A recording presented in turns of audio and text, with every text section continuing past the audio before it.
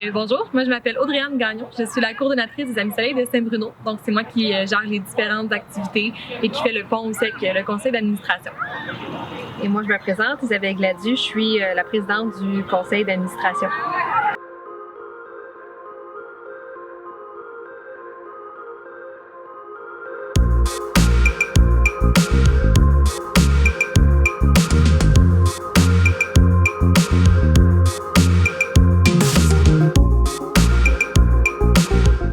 C'est quoi la vocation de votre organisme?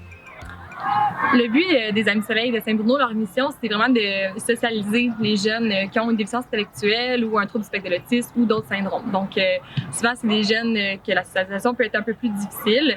Fait que vraiment, de faire des activités qui vont favoriser l'entrée en contact, peu importe leur façon de faire. Donc, c'est la principale, c'est vraiment la socialisation. Comment ça a commencé tout ça? Ça a parti de parents qui cherchaient des ressources pour des activités pour leurs jeunes à besoins particuliers, puis ils trouvaient pas les ressources dans le secteur, donc ils ont décidé de créer eux-mêmes leurs propres ressources pour, dans le fond, amuser leurs jeunes et en même temps créer un répit, une forme de répit pour les parents. Les Amis Soleil, c'est juste à Saint-Bruno? On accueille principalement les gens de Saint-Bruno, mais on est aussi ouvert aux villes environnantes. Donc, on a des jeunes qui viennent de Saint-Basile, de Boucherville, Saint-Hubert, Belleuil. Donc, c'est ça. Donc, on accueille des jeunes qui viennent un peu partout, mais principalement de Saint-Bruno, puis ceux qui ont aussi la priorité au niveau de l'adhésion des membres. Et comment s'est organisé l'organisme? En fait, il y a un conseil d'administration qui est composé de 7 membres, dont 4 sont des parents de jeunes qui utilisent les services et 3 qui sont qui ont un contact quelconque avec l'organisme, mais qui ne sont pas nécessairement des parents d'utilisateurs. Et donc, il y a eux. Ensuite, il y a moi qui fais un peu la coordonnatrice qui fait le pont entre le CA et les employés et les jeunes. Donc, ensuite, il y a des moniteurs en chef qui dirigent les activités sur place et les moniteurs, évidemment, qui assurent l'accompagnement des jeunes. Vous êtes combien en tout? En tout, je dirais qu'on a une trentaine d'employés. Certains travaillent à tous les samedis, d'autres que c'est plus au niveau des remplacements. Mais ouais, peut-être une trentaine d'employés. Ah, quand même! Ouais. Fait que ça prend combien d'employés? En fait, ça prend combien d'enfants par employé? Ça dépend des besoins du jeune. Il y a des jeunes qui ont besoin d'un accompagnement plus individualisé. Donc, certains, ce qu'on appelle en 1 pour 1. D'autres, que ça peut aller jusqu'à 3 jeunes pour un moniteur, là, de ceux qui sont un petit peu plus autonomes. Fait que là, moi, je dis enfants, vous dites jeunes, fait que c'est pas juste des enfants. Là, c'est quoi les catégories d'âge? Non, en fait, nos services sont de 5 ans et plus. Fait qu'il n'y a pas de limite d'âge. La majorité, je dirais qu'ils sont autour de 16 ans, mais on en a même qui ont 27 ans. C'est ça. Puis pour l'activité du soccer, par contre, si on a une activité de soccer, là, ça va même jusqu'à 40 qui est plus. Est-ce que vous avez à part les employés, est-ce qu'il y a des bénévoles aussi ou non? On a des bénévoles de façon plus ponctuelle, là, comme qui viennent passer une journée et tout, mais non, pas vraiment de bénévoles. OK, effectivement. As-tu quelque chose à rajouter, Isabelle? Non, dans le fond, le travail le conseil d'administration est impliqué justement dans le quotidien. On essaie là, de supporter là, la coordonnatrice et les moniteurs en cas de besoin. Donc, on joue un rôle un peu plus impliqué dans les activités pour assurer que les fonds, la majorité des fonds, ça va pour les moniteurs qui aident eux directement les jeunes et non une structure plus administrative. En parlant d'activités, quelles sont les activités que vous organisez? Donc, pendant l'année scolaire, on a notre activité principale qui est l'activité des samedis. Donc, on fait différentes activités de socialisation. C'est un peu comme un camp de jour, mais qui dure une journée, donc 10h le matin jusqu'à 4h30 l'après-midi. On fait beaucoup de sorties, d'habitude quand il n'y a pas la COVID, pour vraiment intégrer les jeunes dans la communauté puis qu'ils soient comme n'importe quel citoyen. On a également notre activité des curieux qui vise les jeunes de 16 ans et plus. Ça, c'est des activités qui sont mensuelles, donc une fois par mois, qui favorisent un peu plus l'autonomie, l'intégration dans la communauté encore plus. Donc, vraiment, d'habitude, c'est plus des sorties et tout. Ensuite, on a notre activité Otari qu'on appelle, donc c'est une activité aquatique. Les jeunes sont dans l'eau pendant 1 heure. Et c'est pas un cours de natation, mais c'est vraiment plus de se familiariser avec l'eau. Ça développe d'autres habiletés. Puis c'est une activité qui est quand même très appréciée là, chez nos participants. Ensuite, pour l'été, on a le camp de jour, donc du lundi au vendredi, On offre un camp de jour qui est adapté avec un accompagnement plus serré qu'il y aurait dans un camp de jour de ville. On fait également des sorties à peu près une fois semaine. On va à la piscine beaucoup. Donc, un camp de jour, pas comme n'importe quel enfant qui va dans un camp de jour. Et on a aussi le soccer adapté. Donc, c'est des activités de soccer pour 3 groupes d'âge. On a les petits, les ados et les plus vieux, que ça va, comme je disais tout à l'heure, jusqu'à 40 ans.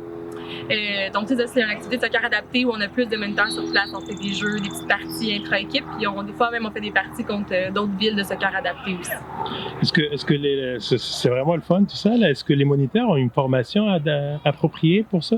On fait beaucoup de formations, surtout de maison. Donc, on décrit tous les jeunes, qu'on explique comment intervenir, mais on favorise beaucoup l'embauche de moniteurs qui sont dans le domaine d'études. Donc, on a plusieurs qui étudient en éducation spécialisée ou en enseignement, en psychoéducation, en psychologie, des choses comme ça. Donc, des jeunes qui ont des moniteurs qui connaissent un peu la clientèle.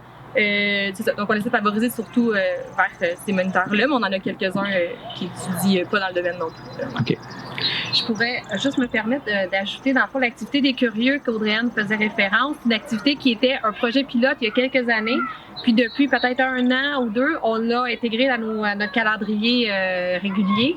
Puis ce qu'on cherche aussi à faire dans les prochains mois et années, c'est à continuer à sonder les besoins des jeunes, autant des jeunes qui fréquentent les Amis Soleil actuellement, mais ceux qui ont de Saint-Bruno et des villes avoisinantes qui, peut-être connaissent pas l'organisme ou qui ont déjà fréquenté puis que les services sont plus adaptés pour eux, pour vraiment voir c'est quoi leurs besoins et comment on pourrait mieux les aider et développer d'autres services pour répondre encore mieux aux besoins des jeunes qui commencent à 5 ans, mais qui peuvent se poursuivre. Comme on dit, il y a l'activité soccer, mais il y a des besoins pour les jeunes adultes encore plus loin que seulement 21 ans. Ça se poursuit. Okay. Donc ça, c'est un objectif qu'on a dans les prochains mois et pour l'organisme. Merci. Les activités se font où, généralement? Habituellement, sans la COVID, ça se fait à l'école Albert Schweitzer parce que c'est une école qui est adaptée, donc une toilette adaptée pour nos participants qui sont en fauteuil. Puis on a aussi accès à un gymnase, un parc, donc c'est vraiment c'est super adapté, sauf que là, on n'a pas accès à la situation, c'est qu'on utilise le centre communautaire de Saint-Bruno et pour agrandir notre offre de services, pour pouvoir accueillir plus de jeunes et assurer la distanciation, on a maintenant depuis janvier le chalet Marie-Victorin aussi qu'on utilise. Ah, c'est cool. Ouais. C'est là où on est actuellement. Puis j'ai vu là sur Facebook, là, je suis allé voir, là, puis j'ai vu que les enfants, là, les jeunes sont vaccinés. Oui, ben tous nos moniteurs ont été vaccinés au mois d'avril et les jeunes, ben là avec le gouvernement qui vient d'ouvrir des plages de vaccination pour les jeunes avec un trouble du spectre de l'autisme ou encore une déficience intellectuelle. Là, oui, ils commencent peu à peu à se faire vacciner. Là. On est bien contents, c'est rassurant pour le camp de jour qui s'en vient. Bon, cool. Puis, as-tu quelque chose à rajouter, Isabelle? Ben en fait, je vais peut-être en profiter. On parle dans le fond du vaccin, mais on parle aussi, je pense, depuis 1 an. Nos activités ont été arrêtées au mois de mars, mais ont repris à l'été 2020 avec dans le fond, on pouvait accueillir moins de jeunes, mais on a quand même réussi à ouvrir nos portes. Puis je pense que je vais en profiter pour saluer nos moniteurs là, qui ont été très, très, très bons et très, très, très rigoureux dans leur approche. Puis on a réussi à faire un camp de jour tout l'été. Puis tout le monde a vraiment, il y avait des règles très, très strictes à respecter. Puis tout le monde était au rendez-vous. Puis ça a été un grand soulagement, je pense, pour les familles. Mais ça prenait, je pense, des jeunes qui étaient prêts à relever le défi. Puis on est très heureux là, de voir que nos jeunes, bien, il y a les jeunes utilisateurs, mais il y a les jeunes, des moniteurs qui sont souvent des étudiants qui ont été au rendez-vous. Donc ça a été, on était très heureux de ça. Lorsque la musique va arrêter, on va se pencher en petit bonhomme. Alors on se penche en petit bonhomme, tout le monde, je veux vous voir. Clémy, penche-toi. On se penche, on se penche, on se penche. Et là, on va dire ensemble, quoi ta surprise? C'est quoi ta surprise, les amis? Quoi ta surprise?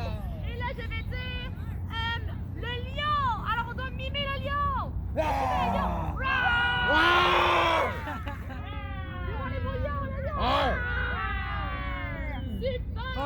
Le fonctionnement est bien rodé, là. Vous semblez comme tout est à sa place, là. Vous savez ce que vous avez à faire. Puis... Mais on a nos jeunes, des fois, ça fait plusieurs années qu'ils sont chez nous. Donc, c'est des activités qui se poursuivent, contrairement des fois à un camp de jour que le jeune vieillit puis des fois il quitte. Mais là, nous, des fois, on les a depuis plusieurs années. Puis au niveau du conseil d'administration, on a des membres qui sont là depuis vraiment plusieurs années. Donc, il y a quand même, il y a il y a un historique qui est super important, puis ça nous aide justement quand il y a des nouveaux, ben on veut continuer. Il y a une méthode, il y a une recette qui fonctionne. On veut continuer avec les mêmes ingrédients, même si on les améliore un petit peu, mais je pense que on veut pas dénaturer ce qui a été fait, puis c'est peut-être ça qui fait que depuis toutes ces années, là, ça fonctionne. C'est ça, c'est rassurant aussi. Oui. Ouais. Je disais tantôt que la moyenne d'âge est environ peut-être de 16 ans, mais il y en a justement des jeunes qui sont là depuis qu'ils ont 5 ans, puis qui sont rendus maintenant à 16 ans, fait qu'on les a vus évoluer, on les voit grandir.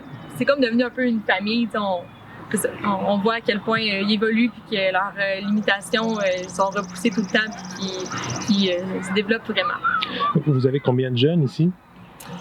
Je dirais qu'on en a environ une soixantaine, mais par activité, les samedis, on en a plus aux alentours de 18-20, dépendant avant ou après la COVID. L'été, ça peut aller avant la COVID jusqu'à même 25. Puis soccer, c'était différents groupes, là, mais au total, je pense d'activité soccer, on en a peut-être une trentaine. Bon, je vais changer de sujet complètement. Les ressources maintenant, comment vous vous financez? C'est une très, très bonne question. Nous, dans le fond, pour participer aux activités, les parents paient un frais d'inscription. Par contre, c'est très important pour nous de réduire le coût au minimum, là, parce que on sait que on veut pas priver un parent de l'activité. Donc il y a une partie du financement qui je voudrais qu'il vienne de là. On a un financement du programme de soutien aux organismes communautaires, là, le PSOC. Il y a Employabilité Canada qui permet de financer une partie de nos moniteurs durant la période estivale. Mais pour le reste, c'est vraiment des programmes qu'il faut aller chercher autant du financement privé auprès autant de fondations ou d'entreprises privées où là, on essaie de développer des partenariats avec différents programmes municipaux ou des ententes aussi qu'on a avec la ville de Saint-Bruno, qui est notre partenaire. Dans le fond, on est un organisme mandataire pour eux, mais eux, en même temps, en retour, on a accès à des ressources, à des installations, puis un financement aussi monétaire. Donc, c'est une partie du travail qui est jamais gagné d'avance. C'est une qui demande du temps, mais l'objectif à moyen terme, c'est de développer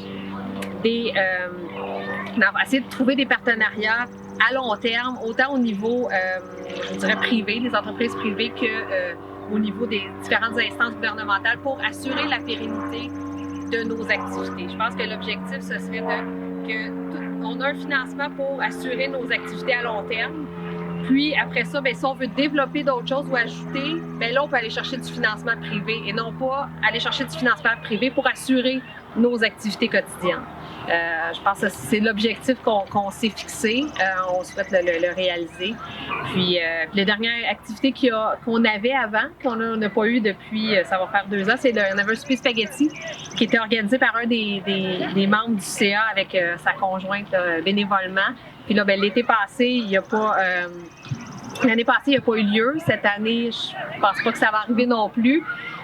Mais on a été chanceux. Là, il y a un membre de sa famille qui a créé un défi pour compenser l'événement qui n'a pas eu lieu. C'est un défi tête échevelée pour faire un clin d'œil au défi tête rasée, puis qui a ramassé énormément de fonds qui nous a aidés là, dans cette période-là. C'était une belle initiative là, de cette famille-là. Dernière question. Un dernier mot pour les Montarvillois. Prenez le temps d'y penser. Oui, c'est ça. Je pense que la population, je pense qu'elle est ouverte, mais nous, c'est sûr qu'on veut faire partie des activités, on veut aller partout comme tout le monde. Puis je pense que on est bien accueillis quand on fait nos choses, mais c'est vraiment, pour nous, c'est important de s'intégrer, d'aller on parlait de la piscine tantôt, l'été on va à la piscine municipale, on y va comme tout citoyen, puis je pense que c'est de continuer à accepter nos jeunes comme n'importe quel jeune, puis d'être ouvert à quand on nous voit sur un terrain de soccer pendant les soirs de semaine ou à la piscine ou dans un restaurant, de continuer à regarder la différence, de la regarder d'un œil peut-être positif et d'un œil heureux de voir que justement tout le monde peut participer à tout, puis que chacun le fait à sa façon, mais il n'y a pas de mauvaise façon, je pense, de faire les choses. Ouais, ben, je pense que c'était très bien dit. Mais les jeunes sont toujours contents de sortir et de rencontrer des gens. Puis, donc, de juste exactement continuer à les accueillir puis à parler avec eux et tout. Puis c'est toujours. On est tout le temps dans un parc proche parce que c'est une activité toujours gagnante. Donc, d'aller à la rencontre de nos jeunes puis de continuer la belle accueil. Ouais. Parfait, ben, merci beaucoup. Merci à vous.